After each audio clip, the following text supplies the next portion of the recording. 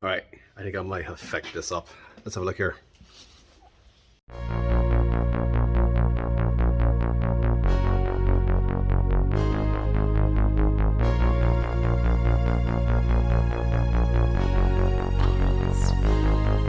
Alright folks, the assembly begins. There's no space in the shed, so we're going to start by putting things back in the car and open up some space for ourselves.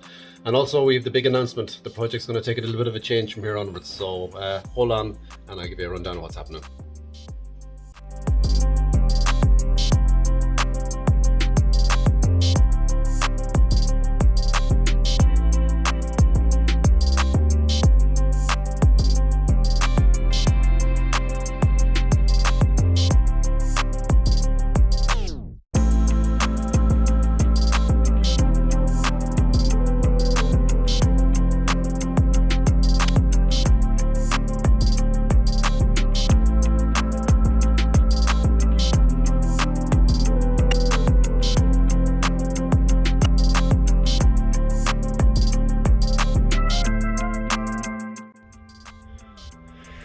Hey guys, power washed all of the bits and bobs yesterday, and I kind of get that wire brush and kind of went through all the little corners here last night with what was left of my wire brush and got it fairly well cleaned up. So I'm going to go over with the new wire brushes I got today and give one more clean up, and then we're going to look at priming this.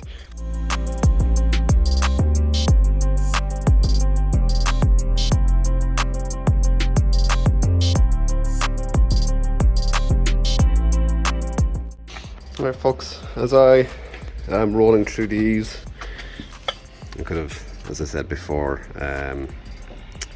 sandblasted these, but I'm just going to wire brush them. Just tip it along slowly. I'm kind of rolling through ones that I've done here, and like I said, this is finished in here. So I'm just going to actually kind of roll through these, paint them, install them, and the main reason for that is to try and open up space in my shed because it's something I've been struggling with from day one. So we're going to start the install of the front cross member now. So the way this works out is there is a plate above and below, and that kind of gives kind of a sandwich kind of effect here. And these are the plates. And I have to try and remember the order to go in. I think this bio goes this way. It looks a bit short to me. It's very, very short to me. I might have the wrong bolts here. Prop them up in the position anyway. They do look a bit short, but I know that I have quite a lot of body sealer on the underside of this. Let's see if it presses down. You know what, it is. These bolts are actually right. So I give the other side a squeeze, and you go down to almost flush. So I can torque these down a bit more now that the other side is being pulled into position. Yes, that's good.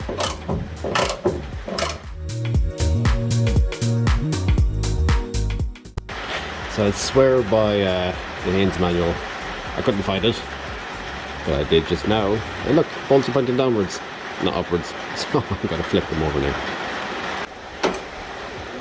According to the Haynes manual, we are looking at 36 foot-pounds. Now, I got two torque wrenches.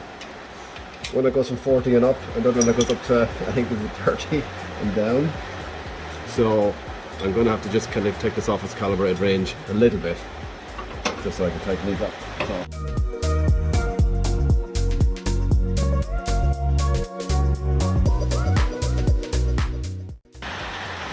And there you go, nicely sandwiched in. Nice cross member right across the far side. And now we're looking at these bad boys. Now, I didn't take note of which side the bush is on that. They seem to be set to one side, so I need to do a quick bit of Googling and find out which way they're meant to be set, and then we can install these. Okay, so I've just slid this arm in here, and the narrow part of the bush is to the front in there, and the thicker part to the back. So the next thing we want to do is feed through the bolt.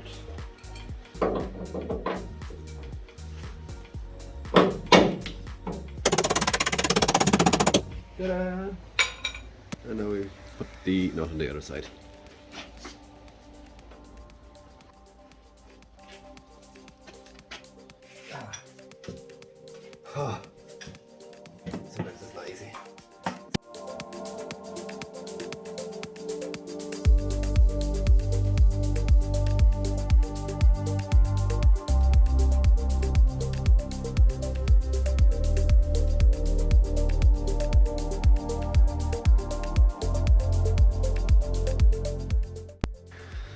So as I was tightening them in, I kind of started to get concerned because I could see this bracket all leaning to one side, and this one seemed to be doing something similar as well.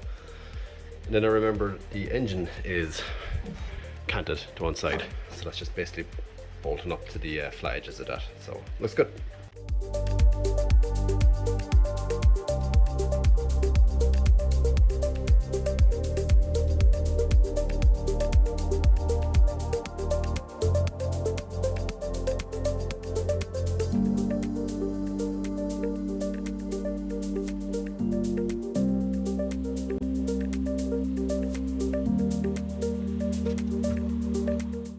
Alright folks, this is the R180 rear diff that comes on the back of the automatic 280Zs.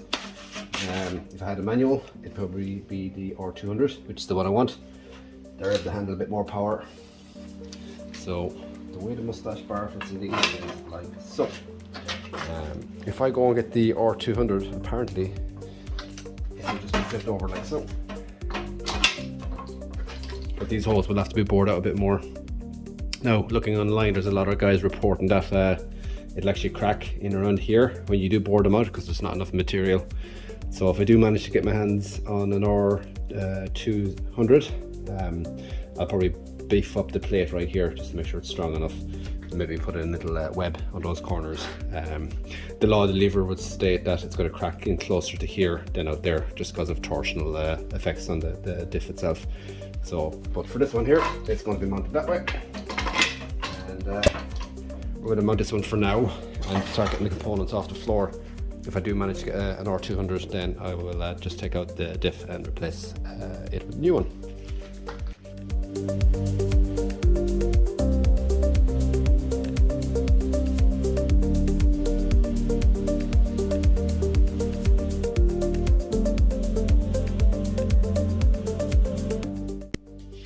Okay guys, just calling in on the actually really good handy book to have when you're trying to reassemble everything, especially when you didn't fully tag everything when you were disassembling it, this Haynes manual.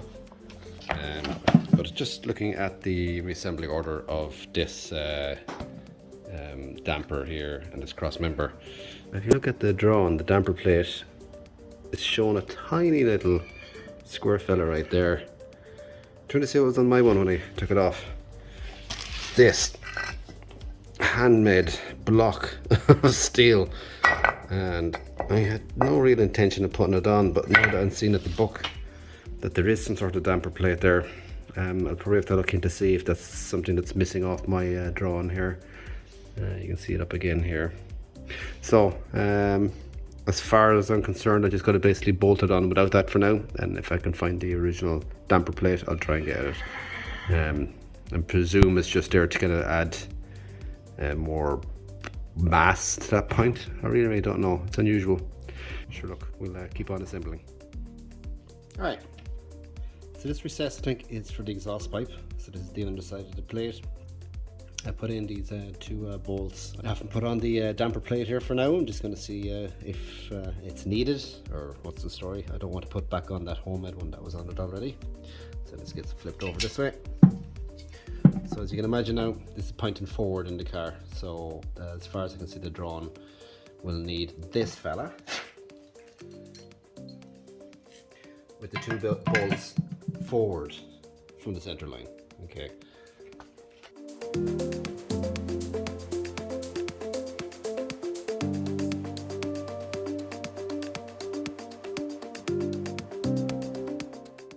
So I'm going to carry on just semi-assembling the front of the diff here with the crossbar. Exhaust is to my side, so the little recess should be to my side.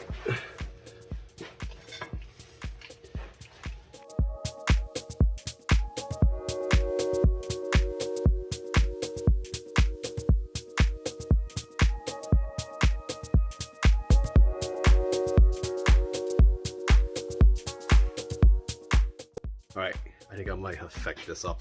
Let's have a look here. Alright, you can laugh at this, but whatever way I was reading that drawing, I was reading it wrong, because this is supposed to bolt up over here. So you can see that damper is supposed to be rotated the other way, and it's supposed to be maintained in its current way, which will push it off out here. So that one has to come down again. This is why I don't mind assembling it while it's on the vehicle. That way I can see how everything kind of goes, because there's only so much you can read off the paperwork. So I'll drop it down again and rotate that around.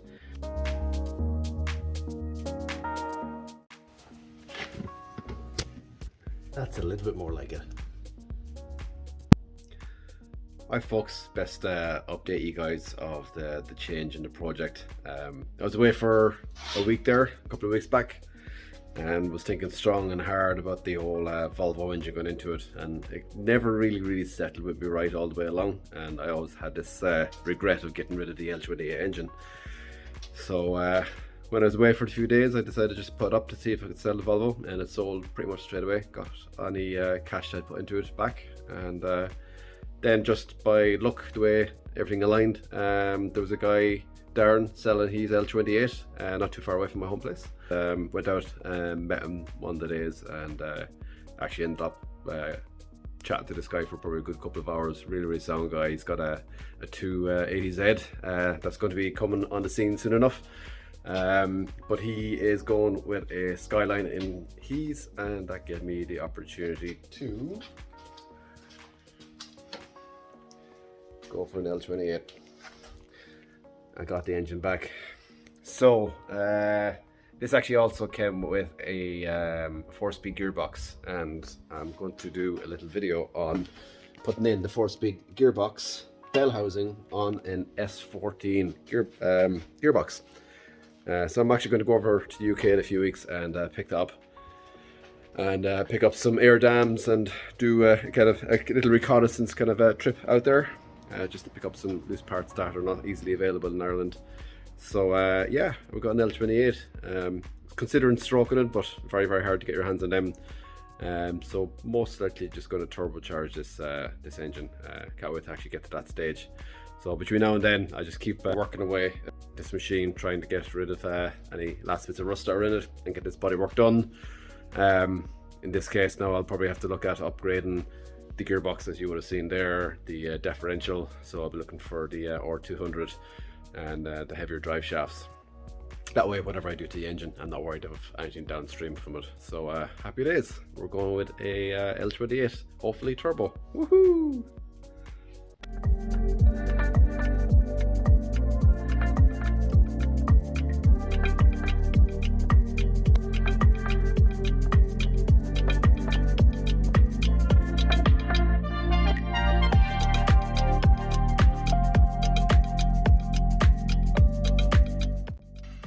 Okay, so I've since just tied up the front of the diff here. This is the cross member right here in front of us. It's the bolt on the outside on each side. I tied it up now with the little rubber dampers above and below. I'll tighten it up with the little washer underneath. Okay, I was putting on the rear wishbones, and I noticed something unusual. I was like, oh crap, I have two left hands. Why the hell has this happened? Has someone swapped this out and took a shortcut in the past, or what's going on? So when I did a bit of Googling, it looks like they only had one wishbone. One was inverted the other way. So that's the way to go. They're symmetrical, so they match over. But one looks like it's upside down. Makes sense. You get one part to do the job of two.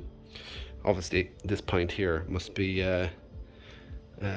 halfway, so that's balanced.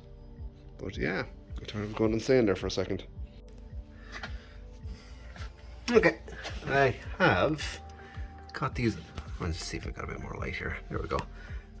So I have the bushes just kind of put in position here and put on the support bar from the back, and I've kept the other end of it up in position with the cable tie on each side, and you'll notice that that is in way further than here, but it needs to flex back out again. So I've located the 4 bolts for here, and I realize that they're filthy, so I'm going to give them a little coat of zinc, and then get these wishbones tied up, and then I'll be in a position then to run out my fuel lines and brake lines underneath. without too much interference, and then I can get these guys up and connected to struts. Looking good now. Alright guys, after coming back from a little trip up towards Kildare, and I got myself an R200 diff with CV joints and the whole shebang. I wasn't even too sure what this was when I was going up to look at it, because you can't really tell much by photographs, but nice car lad. You should check out his YouTube channel there. He hooked me up. He said he was pretty sure it was an R200. We went up, took a few measurements, and lo and behold, R200. So of course you only discover this kind of thing when you have fully painted, cleaned and installed your 180. So we'll have to take that back out again. No harm. It's nice to get it done now. Still a few things to work out. CV joints, not too sure what way they're going to actually match over. Will we have to do conversion plates? The shaft end right here, hope you can see that. Not too sure what's the story with this. This actually came off a Laurel C31, so we want to see what way this is going to match over. It's going to be a bit of work, but just nice to have the 200. Getting it installed in the car, just have that bit of it done, and after that then we'll worry about matching the shafts up afterwards. So happy days. A lot more content coming up as well, guys. We got brake lines, we got an R200 conversion, we got body work. We got a little trip to the UK where we're going to actually go and buy some new components for this, between the gearboxes, air dams. I've got a lot of content coming up now at the moment. I'm just mad to get out your way. And as always guys, any likes or subscribes, I'd really appreciate that. Talk to you guys soon. Take care. Bye bye.